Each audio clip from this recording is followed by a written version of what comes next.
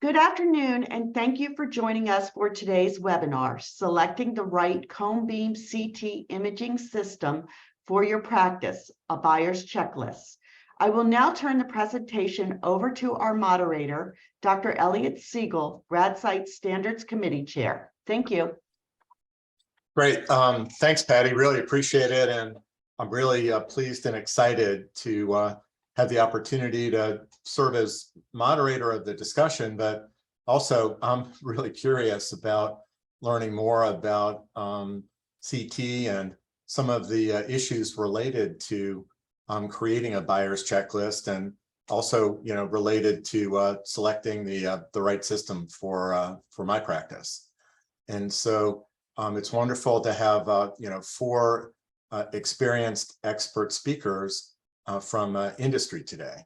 And so I would like to go in order as far as introductions, and I'd like to start out with David Georges, who's president of Koning Americas. David, could you give us a little bit of an introduction to yourself and to Koning Americas as well? Certainly, Dr. Siegel, and thank you very much for the opportunity.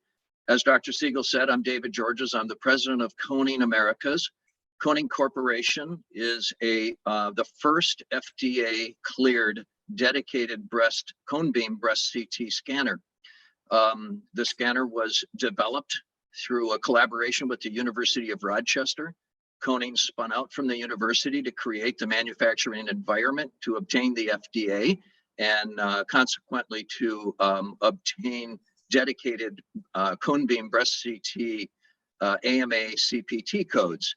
So essentially, we are just initiating our commercial launch over the last 12 to 15 months with tremendous response from the marketplace that is learning about the technology. And in general, the technology is converting conventional compressional two-dimensional mammographic x-rays into an isotropic 3D data set and eliminating compression of the breast. So it's going to be exciting to talk about the ConeBeam breast CT device. And having said that, Dr. Siegel, may I turn it back over to you? Great. Yeah, thanks. Thanks for the intro. Our next panelist is Johan Moed, sales manager for Planmed. Johan?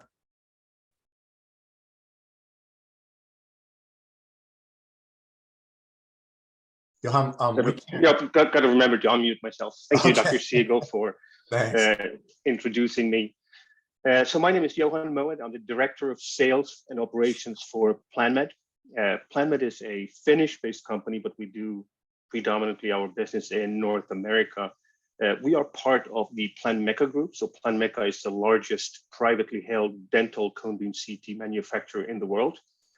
I was part of the team that launched the first dental ConeBeam CT by Planmed back in 2001. So I have more than 20 years of experience with ConeBeam CT. And in the early days, obviously, the systems were designed and developed for the dental industry. Then following that, of course, the ENT and then everything doing with maxillofacial imaging was incorporated in those units. And then we have taken it one step further and developed a dedicated peripheral extremity ConeBeam CT for the medical industry. And most recently, we have expanded on that platform so that we can now do the entire body, so any body part with ConeBeam CT. It's pending FDA approval, so we're expecting to have that system on the market later on this year. But for me, ConeBeam CT is very close to my heart. It's a very exciting modality. In some papers, for example, by Coomer and all, they said that ConeBeam CT is the most exciting modality that has developed in the medical field in the last 20 years. So it's a pleasure to be part of this webinar and to discuss ConeBeam CT. Great, thanks. Looking forward to hearing more about that nice intro. Our next panelist is Vinti Singh, who is marketing director at CurveBeam AI. Vinti?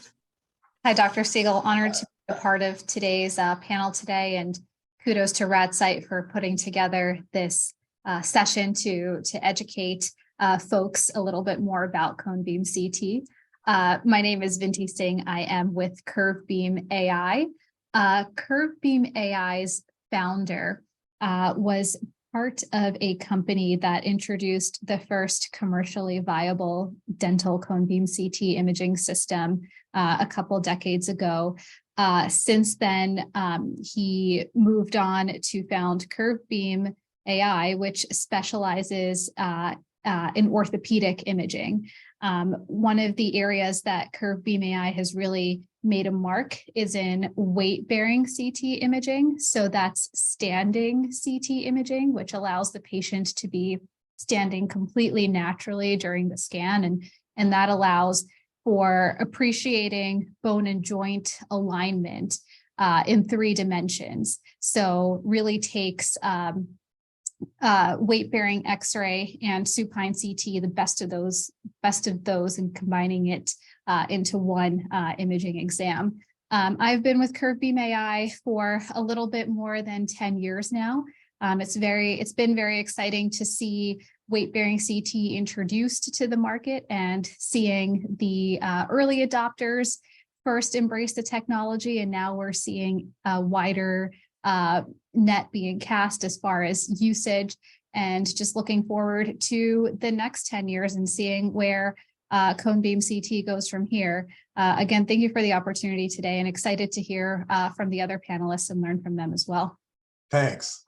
Appreciate that. And our final panelist today is Rami Al-Zoubi, who's National Sales Director of ENT for Xoran Technologies. Rami? Good afternoon, everyone. As Dr. Siegel mentioned, yes, I am Rami Al-Zoubi. I am the National Sales Director on the ENT side for Xoran Technologies. I appreciate RadSite. Thank you for including me on this panel today. And as Vinti said, I also look forward to learning from my fellow panelists. I originally started in the industry 15 years ago or so. I'm not sure where the time went, but I've been fortunate enough to work in several different aspects at Xoran and in the industry in general: service, regulatory, and obviously sales. During that time, I've worked with some of the best physicians and practice managers, specifically in the ENT, which is part of our flagship product. However, just as CBCT has continued to evolve, I too have been able to partner with industry specialists and industry partners in different healthcare sectors. So it's definitely exciting what we're doing and personally what I'm doing. As I mentioned, it's no secret that our flagship product is the point of care CT in the ENT specialty, specifically the MiniCat. However, we've now started, and over the last several years, have been able to use that expertise to work with other specialties, including veterinary, neuro, cardio. Now, most recently, we begin to work in mobile applications for our systems. So even though we were founded in 2001, the vision to improve patient care, which originally started like many CBCT companies' foundation was in dentistry. We've committed ourselves, which is nice, to meet today's needs by helping to develop simple solutions that enable physicians to treat their patients more effectively and more efficiently. So we're excited. Thank you. Great. Yeah. Thank you. Thank you all. And, one of the things that I'd like to start talking about is innovation. And I thought it was really interesting and in some ways perhaps ironic. Johan, you mentioned, ConeBeam CT as the most exciting modality and, maybe one of the more exciting ones in the last 20 years or so.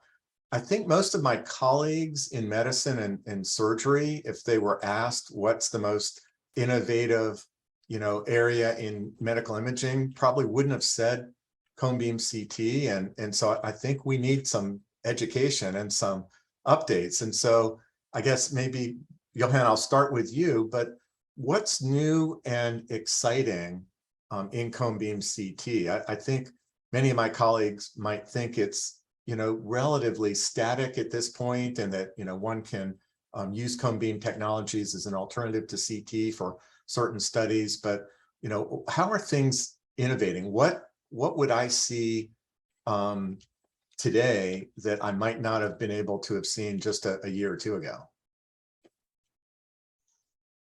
Well, I'll definitely take on that question and elaborate a little bit.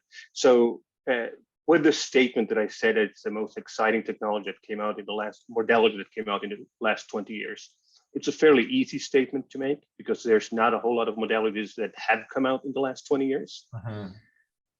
But what we can do with Cone-Beam CT today is obviously, in the early days, it came for the dental industry. And that's why a lot of radiologists today, especially in hospitals, are even unaware of what we can do with Cone-Beam. Because it's seen as a dental only scanner. But with the recent developments, for example, in our case, going into other body parts, meaning mainly extremity imaging and orthopedics, but also with the breast CT imaging. So there have been developments. We all know that one of the drawbacks with Cone-Beam CT is that it has, compared to CT, subpar soft tissue resolution. But with the enhancements of computer technology, because in order to visualize soft tissue or attempt to visualize soft tissue with Cone-Beam CT, you need to move over to iterative reconstructions and so on. And those are very computer intensive, but computers, and especially when you do the reconstructions on the GPU side, those are tremendously powerful today, and you can join several GPUs in one computer and you can get the time down. Just as a comparison, when we launched our first dental Cone-Beam system back 20 years ago, to do one reconstruction took 20 minutes. And today we can do the same reconstruction in about 15 seconds. So speed is of the essence, and that's definitely where we see it going, so that we can do more point of care imaging.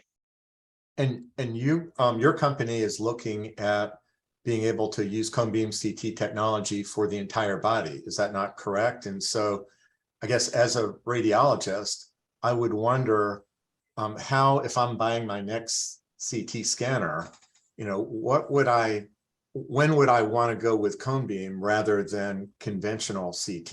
If I'm going to be imaging the chest or the pelvis or areas not typically thought of as being within the domain of Cone-Beam CT, such as dental and ENT and orthopedics, and we'll talk about breast in a little bit. But what would be my use case for doing whole body scanning? So the whole body scanners, obviously going into the orthopedic space, from a radiologist standpoint, it is yet to be determined what the actual true value of imaging the whole body. We already know that with the low dose that you have with Cone-Beam CT and all the data you get in, for example, peripheral extremities. So if you look at a scaphoid fracture, there's several studies that have been published there that you can see with the same radiation dose in one Cone-Beam scan of the wrist that you would have with your standard of care 3-view plain x-rays, where a lot of times small fractures might be missed and they are immediately picked up on Cone-Beam. Going into the entire body, it's more driven from the surgical field. So it is actually the surgeons who are going to do interventions who want to see the dynamics of what's happening when you, for example, do a spine under natural load or a pelvis under natural load. And that brings then one step further, going into patient-specific implants and planning for those surgeries, where it becomes extremely important. I see. So in the subset of surgical planning, it sounds as though it would not really be marketed to replace the current generation of CT scanners, but to supplement them in ways that would sort of, in many ways, bridge across the span between conventional X-ray imaging, perhaps, and some of the CT applications. Yeah, it's more the way that we look at it from a device manufacturer standpoint. We're not competing with big CT. Understood. Big CT has its uses. That's not the domain we want to be in. It's more in replacing your conventional 2-dimensional X-rays with Cone-Beam CT, because we can keep the dose at the same level and we can give so much more information. Great, thanks. And David, it would seem as though what you're doing with breast CT in and of itself is really kind of an innovation in comparison with what we've had traditionally, planar mammography, and then tomosynthesis mammography, supplemented with ultrasound and MR. And so, is the main advantage for breast imaging from an innovation perspective the lack of compression, or are there others? What innovation has Koning created in the last couple of years, or what innovation more generalized has there been in breast imaging with COPM-C CT that we should know about that maybe we didn't know about a couple of years ago? Oh, that's a great question, Dr. Siegel. And the way I would answer it is just to highlight a couple of the structural differences between cone beam breast CT and conventional two-dimensional or digital breast tomosynthesis mammography. You know, we are essentially communicating against approximately a 40-year standard of obtaining mammograms. And we would have to start out with the understanding that there are significant limitations within the mammographic environment that are very well known, but up until recently, there hasn't been an option. We have to live with the low catch rates. We have to live with the compressional environment. We have to live with a two-dimensional image. And in the case of digital breast tomosynthesis, it's more of a linear tomogram, a limited sweep angle tomogram.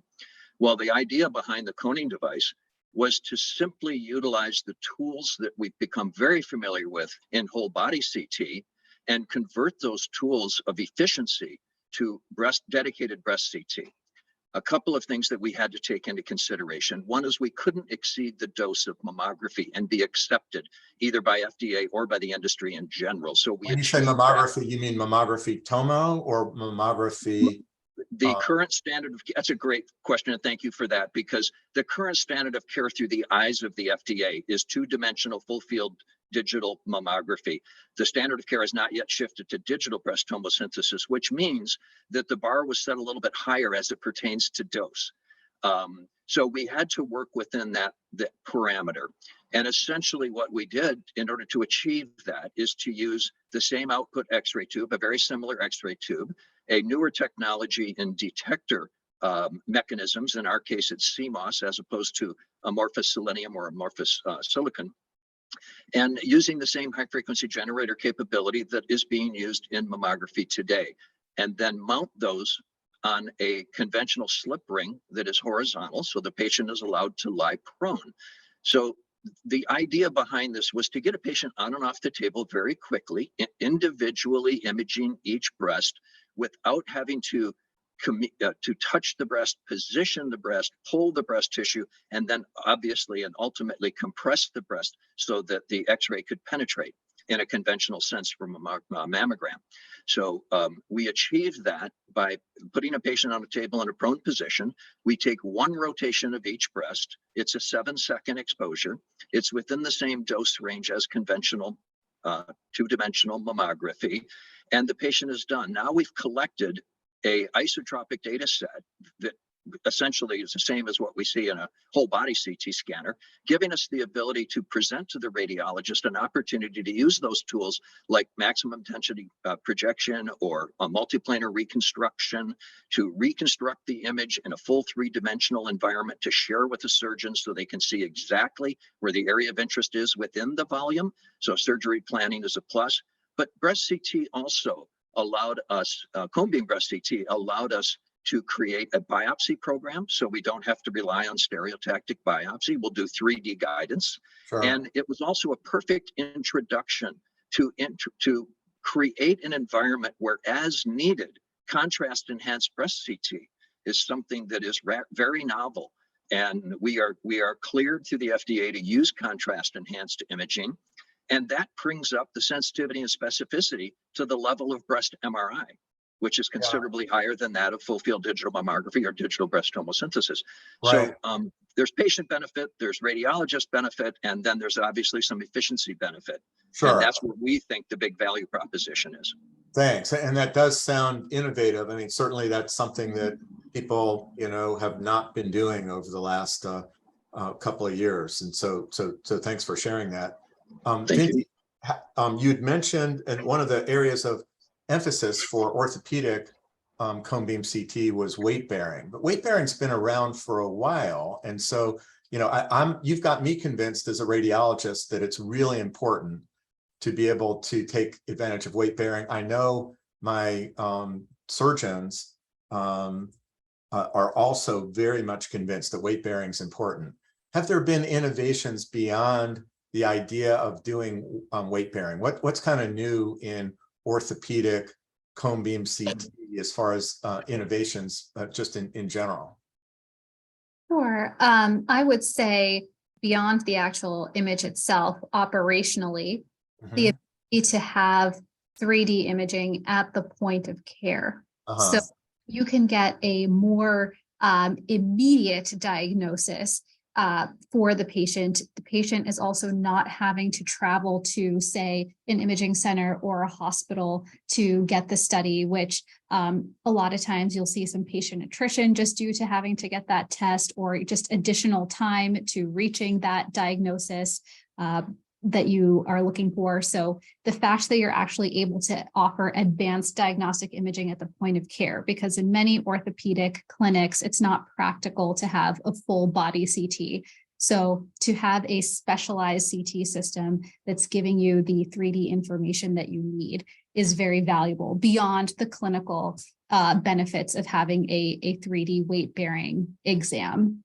And do you see 3D being more important? You know, so orthopedic surgeons in general, in my experience, are kind of trained on the 2D images and the conventional radiographs and seem to get CT rarely as a troubleshooting mechanism. And the innovation you're talking about is routine CT, or I'm sorry, routine 3D type imaging, you know, for orthopedic surgeons and others that are, you know, essentially treating patients at that point of care. And do you see training changing to be able to match that innovation that you're talking about? Are the residents coming out of orthopedic training actually looking for the rich information that one might get from a 3D reconstructed image of the scaphoid or foot, et cetera? Sure. We hear all the time, our customers, once they start using 3D imaging, it's very difficult for them to go back to just 2D imaging. We also get asked the question all the time, what are the indications for weight-bearing CT or for cone beam CT? And one of my favorite quotes, one of our end users said, I asked, what are your top 3 indications? And he said, my next 3 patients. I think that, like Johan alluded to, this could truly be a replacement for 2-dimensional X-ray.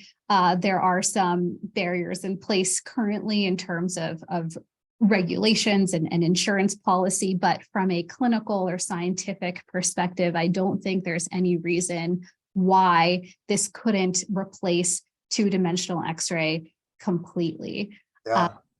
If you look at the studies, if you look at the papers that have come out, there are now close to 200 peer-reviewed published studies using weight-bearing CT for something like as simple as hallux valgus or bunion. When a surgeon used to devise the correction for that bunion, they would look at an AP projection of the foot and ankle, and they draw a simple angle between the first metatarsal and second metatarsal and say, okay, if the angle is more than this degrees, I need to make a correction, and I just need to move my first metatarsal over. Well, now that we have weight-bearing CT, what numerous studies have shown is that hallux valgus or bunion is actually a complex triplanar deformity.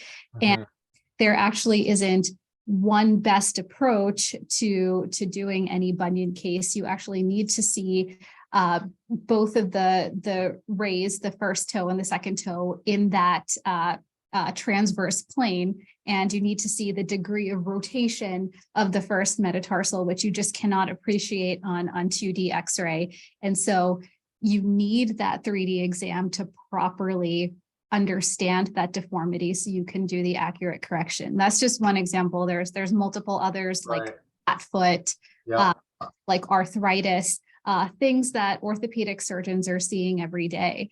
But you think that 3D is going to become the community standard for orthopedic imaging? Yes, there are studies that have gone as far as to say that this should be the next, this should be the standard of care. And the only limiting factor right now really is access. There isn't a a weight-bearing CT scanner or cone beam CT scanner in every single orthopedic practice or community hospital. But I think once we get to that point, there's no reason why it wouldn't be standard of care. Thanks. Johan, you have your hand up. Did you have a comment? Yeah, I'll comment to that and continue as well a little bit. So I have two things to that. Sure. So what Vinti is saying is absolutely true, and that's where we need to go. What we also have seen is that within the cone beam CT, and this goes also not only for cone beam CT, but also for CT, especially when we look at the lower extremities, and in this case, predominantly the foot, which is a very complex joint. Yes. Are companies who do automatic analysis of 3D data. So where surgeons in the past would take their weight-bearing x-rays and draw the lines on them to figure out what they need to do, now computers can do that better, they can do it repeatedly, and they can do it automatically. So it's also about what you can do once you have that data cloud of 3D images, is what do you do with the image? And then one more thing that you're saying is the imaging is getting more complex and sophisticated to fit the AI models or to fit surgical planning models and even potentially robotic models, where they would need that XYZ three-dimensional information much more than the previous planar acquisitions that we've had, which makes sense. And that's certainly innovative as well. And Johan, you had another point?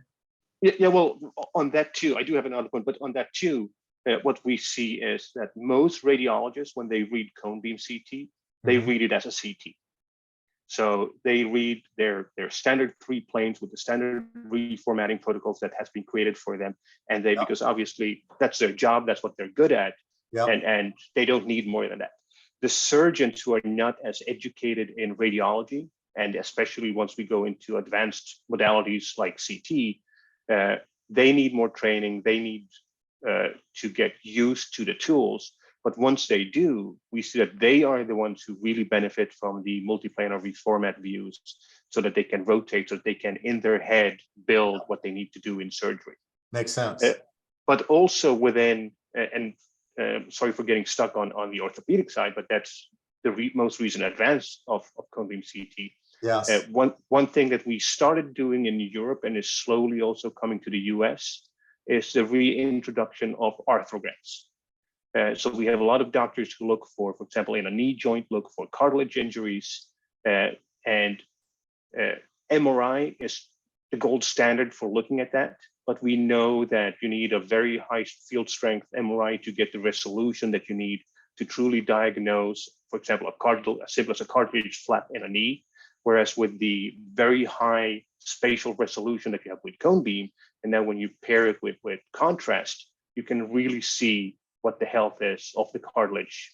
And we started with knee joints, but we also have with ankle surgeons who do it with a talonavicular joint. So it's definitely a good tool as well. And that's a lot of times where the radiology comes in, because you need the radiology for that. Thanks.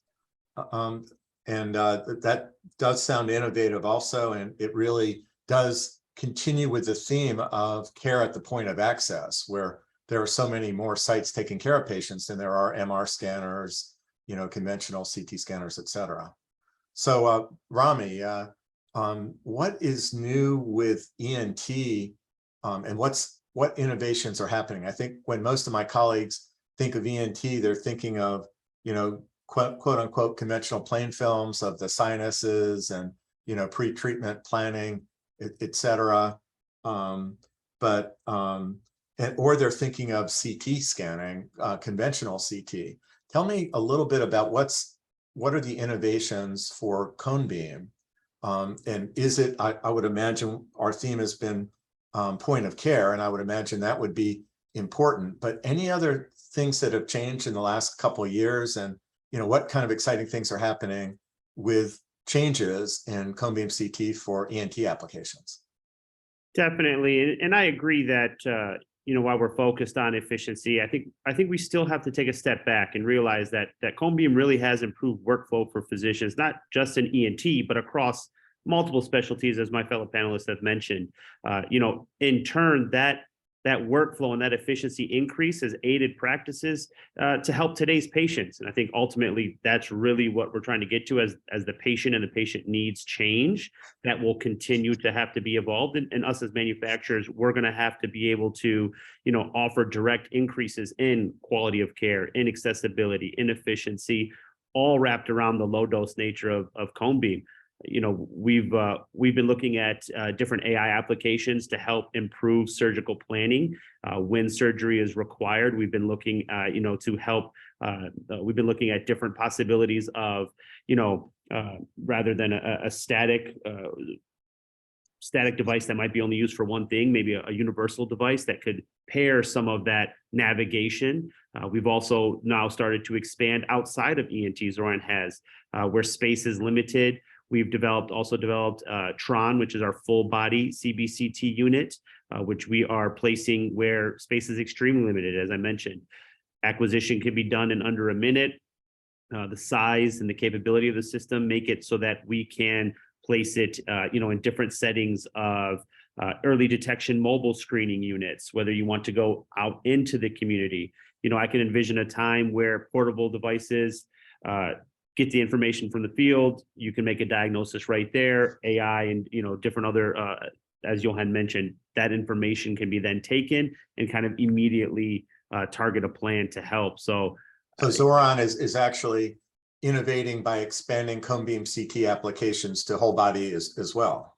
Absolutely. And I know ConeBeam hasn't really traditionally been thought of like that, obviously not by us here, but as you mentioned, maybe your colleagues and other people in the industry, they might have thought of it as bone window or for, maxillofacial procedures, but we have all been living it day in and day out for the last 20 years, right? So we've seen it move to soft tissue. We've seen it in neurosurgery. We've seen now even more so than ever, the ability to differentiate between that soft tissue anatomy, which some people might not even realize, all within a different setting, either in the hospital or in a practice. And, kudos to everybody on the panel as well with weight bearing and the evolution of different extremities and breasts. It's all shows that there really are no more limitations of what ConeBeam can do in terms of what body part you can scan. It really does open up a lot of different possibilities for applications for ConeBeam.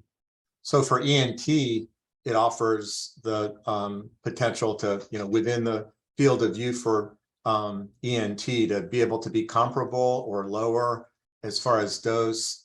It offers the potential to be able to have improved soft tissue detection over what it was maybe a few years ago. And I guess, that's something that, those who are purchasing systems would be able to, compare and contrast. One of the challenges that we've talked about in the past, and, for me as a purchaser of CT equipment for the hospital, for example, is, I need to have some mechanism for comparing apples to apples a CT scanner application for ENT with conventional CT versus ConeBeam. And so, one of the challenge that I have is the physics comparisons. And so if I'm comparing one CT scanner to the other, I have metrics such as contrast resolution, spatial resolution, and relative dose, for example, detected quantum efficiency. But it's difficult for me to head-to-head compare because the parameters are somewhat different. Do you have any advice for me on how I might be able to better understand, the question of how would I evaluate for an ENT practice, conventional CT versus ConeBeam CT in the year 2023, given some of those challenges that I as a consumer have as I'm trying to look at quantitative metrics in addition to looking at the beautiful images that you're going to show me? Great question. And as Johan had mentioned, we're not exactly trying to compete with those. I think CBCT is going to definitely offer some major advantages over a conventional CT scanner, specifically when you look at the ENT practice: size, physical constraints, size of the room, power, ease of use is a big one as you continue to, have to understand how your workflow is going to work with your staff, not just your patients. So who can operate this system?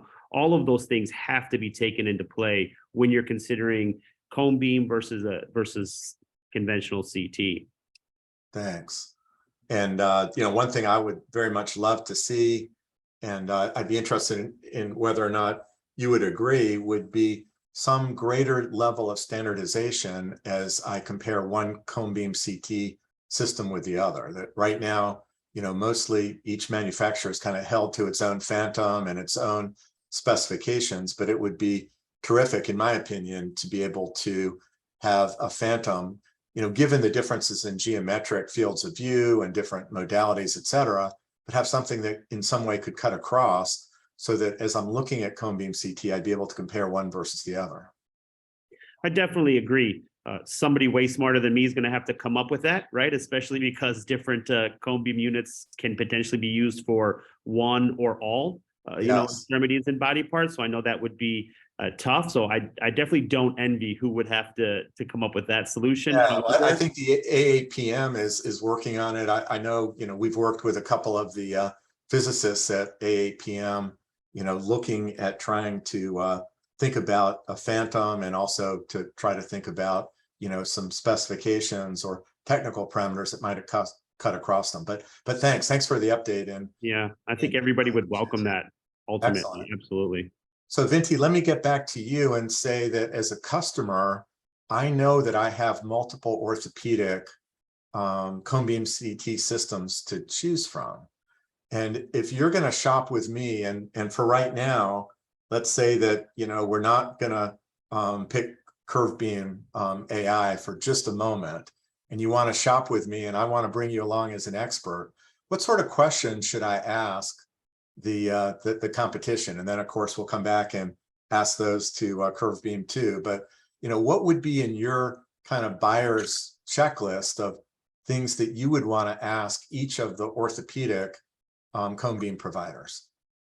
Sure. I would start by knowing my practice. What is the makeup of my specialists? One of the benefits of cone beam CT systems is that they are so optimized for whichever body extremity that they're addressing.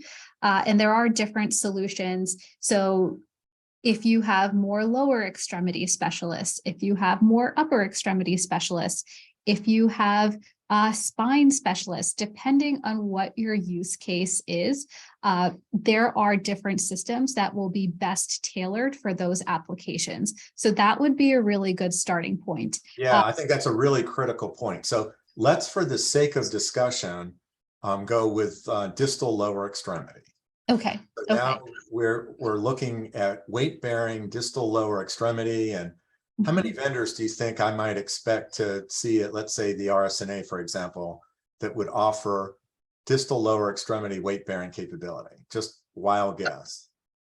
Right now, it's going to be less than 5. So Okay. your options are going to be, it's going to come down to probably some other factors. Okay.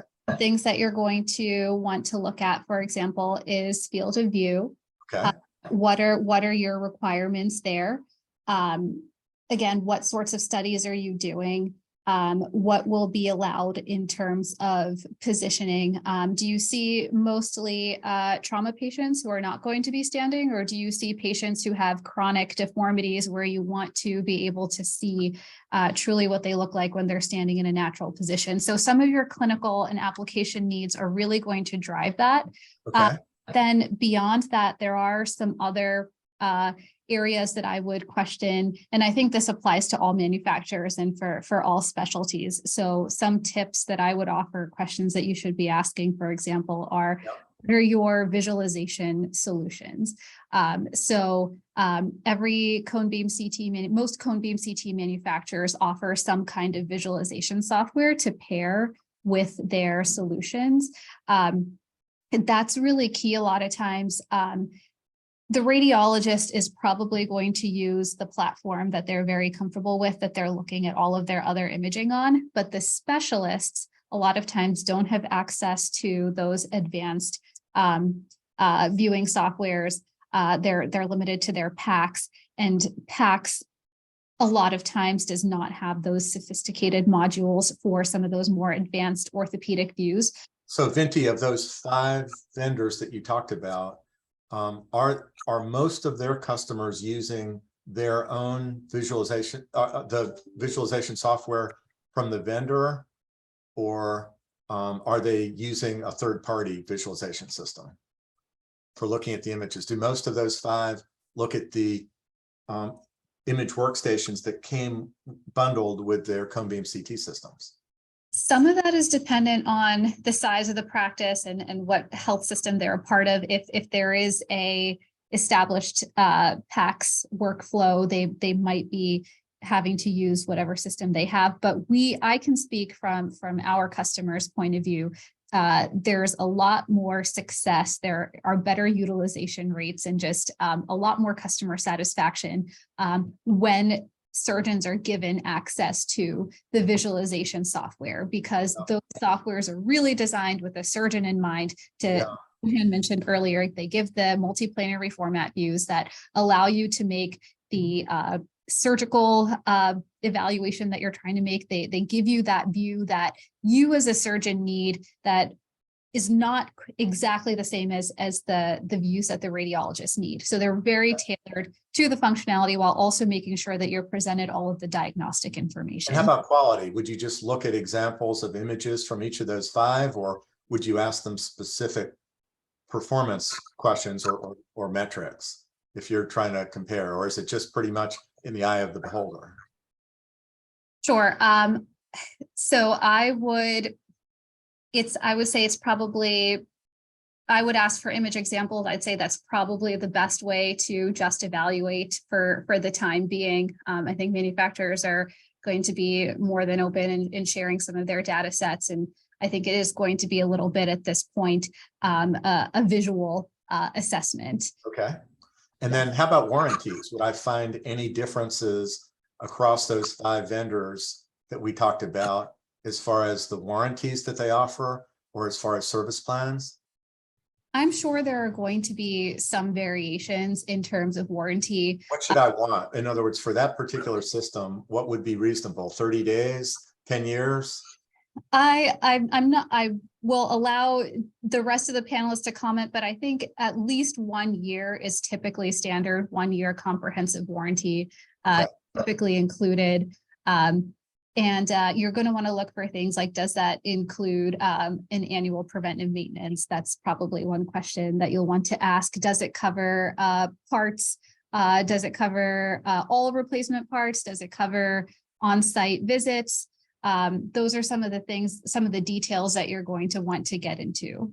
Okay, thanks. That's awesome.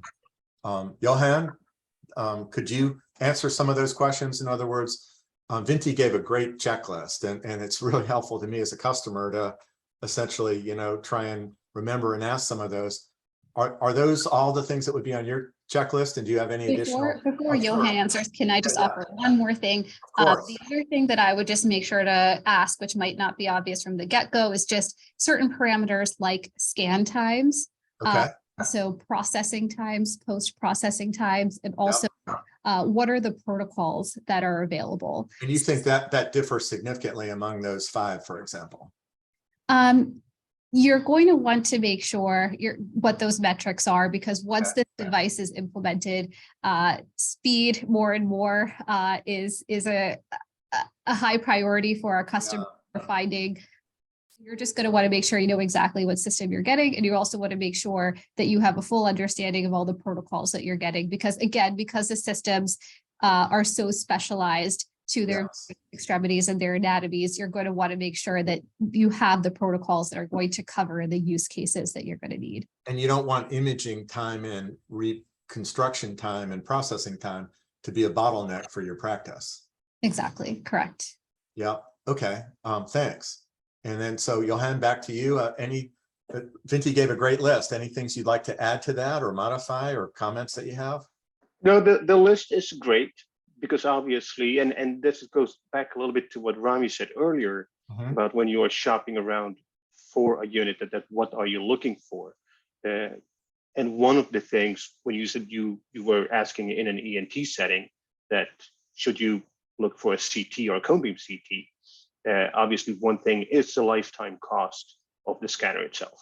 So with ConeBeam CT, you are a lot cheaper over the long haul because we use tubes typically that have stationary anodes. So if a tube goes bad, it's not going to cost you an arm and a leg. But then comprehensive service contracts, warranties, industry standard in the US is 1 year. We have 2 years. I know some companies on the market, they bundle them together and sell it with a comprehensive 5-year plan from the get-go. So those are definitely service questions. Vinti had talked about, sort of preventative maintenance. Is that something that you think is important for a buyer to ask for? What would be reasonable as far as service? I mean, as far as a preventative maintenance contract for ConeBeam CT systems, do they need to have somebody come out every 3 months, once a year, every couple of years? Yeah, so the preventative maintenance, you should follow the manufacturer recommendations. Okay. Most manufacturers have it to complete 1 annual preventive maintenance. And that's just to ensure that everything is placed, like any X-ray device, that everything is in check, redo your calibrations. With our systems, we have a weekly quality control that you need to do. If the weekly quality control falls out of specifications, you will be in touch with your distributor or with the manufacturer to see, okay, what do we need to do in order to remedy this? If you're under warranty or under a service contract, obviously it's easy. And that's why I strongly encourage to get those extended contracts, because then you know upfront what your costs are. And if you need a service visit, it's just a phone call and somebody will be on site to service you. Thanks.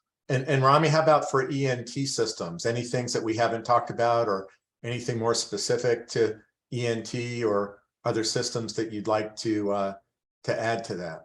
Well, specifically what we've seen as well, not just in ENT, but I think across all manufacturers, is who's providing that service. You are getting that 1 year of warranty or 2 years of warranty in Johan's case. We do bundle, we do offer bundles, as I'm sure many of the other panelists do at their organizations as well. But I think it's key is who's providing that service, and then what's the ease of use of the units, especially on the ENT side. And I'm sure as the other panelists will agree, these are some of the most expensive units that any particular practice or doctor or hospital kind of specialty are going to purchase. So, age old, you kind of get what you pay for, right? It holds true. So who are you making this long-term partnership with? And what is their commitment to you and your practice and your specialty, I think is key. And I think one quick way to understand that is the ease of use of your unit, how specifically dedicated it is to what you're trying to do, right? So if it's lower extremities, as you had mentioned in your example, what are they doing to help you help your patients better? Who is servicing your machine? What is the compatibility with navigation or whatever the next step is in a patient's kind of pathway to getting better? How do all those integrate specifically with who you've chosen to partner with? I think that's important to consider. Okay, great, thanks. And then I guess another question that I have that comes up frequently is essentially, how do I keep from obsolescence? What's my mechanism for keeping my systems from becoming obsolete? Do I have to go out and buy a new ConeBeam CT scanner every 2 or 3 years to keep up? Or to what extent should I expect my ConeBeam CT manufacturers to be able to do upgrades without a forklift, quote unquote, type of upgrade where I just need to run out and buy a new system? To what extent are they modular with regard to software and hardware? That's a great question. And that's something that I think everybody would agree that we continue to strive for it. Many of the advancements can be made through software once you kind of have the hardware established, working on acquisition times, working on increases in quality, working on different software and viewing kind of capabilities, right, to see images better. I think that is very important to know that when you purchase a scanner, you won't have to do it again in 5, 6, 7 years. If you can continue to use that same unit, the physical unit it is, and then make those upgrades, that will make it much more cost effective than traditional, and then obviously make your unit stand out further as well. So a good question to be asked is, what is your manufacturer doing to ensure that as times change, right, whether it be patients, workflow, efficiency, quality, whatever it may be, what is your manufacturer doing to help you stay current? Thanks. Appreciate that. And And then David, I've kind of held you to last just because of the fact that I know that, for mammography, there are relatively few providers at this point. How much competition is there at RSNA a few months ago? If we had looked for breast cone beam CT systems, how many total would we have seen? Dr. Siegel, if you were at RSNA over the last couple of years, you may have been able to find one system. And the question there would have been, is it a works in progress or is it an FDA cleared One device? system in addition to what you guys have. Correct. So what should smart, informed customers ask about, as they're, once somebody's convinced, and you make a really compelling argument and story and pitch for, cone beam CT, for essentially diagnostic studies without compression and, with really high levels of accuracy that would exceed what we're getting currently with tomosynthesis and approaching MR or equaling MR with contrast. What are the questions that savvy buyers should purchase? And I'm not convinced that if the technology is as compelling as you suggest it is, that you guys are going to be the only ones for very long.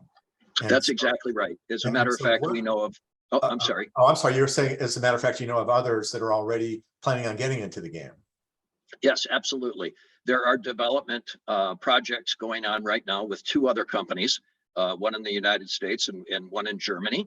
I think they're making advances in relationship to their FDA clearances, which are all going to have to be under the PMA umbrella as opposed to the 510K. So we know there's development projects. We know the people very well. Overall, for the sake of the client base, I think more competition validates the technology. So we are by all means happy to see technology, because it's kind of hard to be a one manufacturer per product. So that doesn't instill a lot of confidence. Agreed. So David, could you give me a couple questions that you can arm me with at the next RSNA that as a buyer, what should be the questions that I'm asking to distinguish the best from the less than best cone beam CT breast imaging providers? Sure. Like most modalities, you certainly would want to understand scan time, workflow, and resolution of the image. And then how much read time is there? Because when you deal with an isotropic 3D data set, you are in fact dealing with a significant more amount of data, or larger amount of data, than you would if you were looking at a conventional 2D exposure of an MLO and a CC. So it's going to be a data-rich environment. And then how do I find my way through that so I'm not bottlenecking my reading environment? So, and that is an explanation that can be given in both the clinical and in the efficiency or workflow models. So that's an important piece. And then what are the images? What number of images am I required to look through? What are you collecting? What is the size of the data set? How does that impact storage within my packs? And then what is my patient approach from the standpoint of a transitionary technology when you're going from a conventional mammogram that's been available to us for 40 years, and now we're looking at converting to a CT. What are the indications for use? Well, I guess another question that I'd have is, if grandma had a tomosynthesis, quote unquote 3D mammogram last year, and now I'm reading your study, how do I compare them side by side? I mean, I'm used to being able to take, comparable images and compare, and so much of what I do is comparing. And so, will a workstation allow me to do that? So thanks, David. That's super helpful. I'm going to just pose, as we finish up, pose a couple of questions that we're getting from the audience. One of the questions, which I think is a really good one, is what's the best way to learn about cone beam CT possibilities? We've talked about ENT, we've talked about breast imaging, we've talked about dental and orthopedic and even whole body imaging.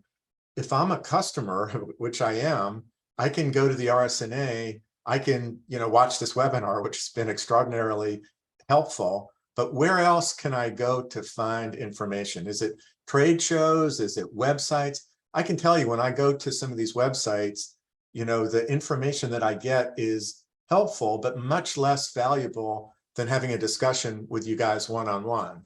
And so can you give me some advice and give my colleagues some advice about how they can learn more than we've learned, in this short webinar. If you may, I'll jump in on that. Yes. So like so many of us, when we develop products and we apply for our regulatory clearances, we have collected a very significant amount of data. And that data was collected from imaging centers and facilities that perform imaging exams. So they become the foundational component as it pertains to the radiologist and or the surgeon and or the oncologist looking at these images on what their experiences were when they were involved in the clinical trial. And that takes the onus away from a manufacturer that is considerable, for the most part, they're a group of scientists and research and development guys, and it puts it into the lap of the daily user. And that's generally speaking what we find the clients that are interested in learning about the technology want to do. Can I have a discussion with a colleague of mine, somebody that has experience? So one possibility would be to go on websites and essentially look for sort of reference customers and talk with them and colleagues. That sounds really helpful and useful. And any other suggestions on how we all can learn more about COPM-C CT, given the relatively limited amount of information that we have, from our training and from our own experience? Anybody else on the panel? Yeah, I can chime in on that as well. I think one of the challenges we have is that COPM-C CT has been slow to be adopted by radiologists. So as a radiologist, if you want to learn more, I would also rely on the surgeons in your hospital, because they may have been exposed to it at the trade shows that they have been to. I know, for example, in foot and ankle, where we see in orthopedics, you see more and more COPM-C talks being integrated into the symposia at the larger conference like the AOFAS, so the Foot and Ankle Society. And Johan, I don't mean just as a radiologist, and I appreciate you giving me the advice as a radiologist, but I mean even in general. In other words, all of the customer base that you have currently is the best way for them to learn at their own trade shows. So the surgeons and other users. Are trade shows the optimal way, or are there other ways that people can learn about, more and more in depth about the topics we've been talking about? It's like David said, also talking to other customers and see how they fit it into their workflow. So obviously having experience and being exposed to it gives you a whole new level of confidence in speaking how it can be changing your practice to a whole new level. So, but getting into also, if you want to compare the different systems, so it's more, are you on a fact-finding mission, want to find out more about COPM-C, or have you already decided, okay, this is something I want to take a closer look at? Then obviously going to a trade show is beneficial because you will have multiple vendors that are there with their equipment and they can talk on the benefits of their systems. And then you can make an educated decision and what is it that you need from your system. Thanks. Vinti and Rami, any additional comments there? Vinti, if you want to start? Sure. I'll say this may not be helpful today, but I know because several different platforms have reached out to us, and I'm sure to you all as well. I know there's a lot of radiology education organizations that are starting to recognize that COPM-C CT is probably here to stay and are developing educational modules on their platforms. And so hopefully the situation will be a little bit different in the next 6 months or year, where there will be more academic content about COPM-C CT that is readily available. I think that's one of the areas where the industry is lacking in general, just content to, like you said, to understand what is COPM-C CT, what are the applications from the educational community. But I think that's changing, just some of the conversations that we've had recently. And so I think information is going to start to become more accessible to radiologists and to surgeons. Thanks. Rami, just another maybe 15-20 second response as we're approaching the end of the hour. I guess I'm the old-fashioned one, just a simple call to a manufacturer. I think we'll be able to give you a lot of insight, not only to what they're doing, but depending on how they're responding to you, you're going to get a lot of information on how they interact with competitors as well, and kind of the marketplace. So phone call and a cup of coffee, I guess.